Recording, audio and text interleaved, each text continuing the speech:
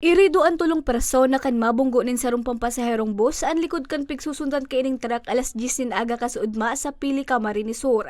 Sa inisyal na investigasyon, haling albay pigbabaybay kan duwang imbueltong behikulo ang parehong direksyon pasiring sa southbound. Alagad pag-abot sa barangay Pawili, nawa ran ng preno ang bus na nauli sa diskwido. Irido sa pangyayari ang tulong lunad kan bus kabali ang sarong college student. Tulos man sindang pigdara sa Bicol Medical Center sa Naga City para sa magkakanigong asistensyang medikal.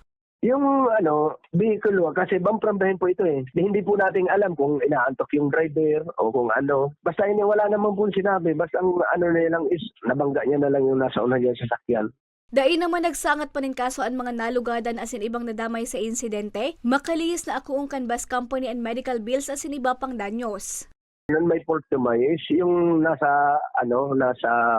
ulihan. Kasi dapat po pag nag-drive tayo, pag may sinusundan tayo, dapat po keep distance mga 5 meters or 10 meters para kung sakali man na hindi yung preno at least makaano pa tayo yung precaution ba, yung pag-iingat.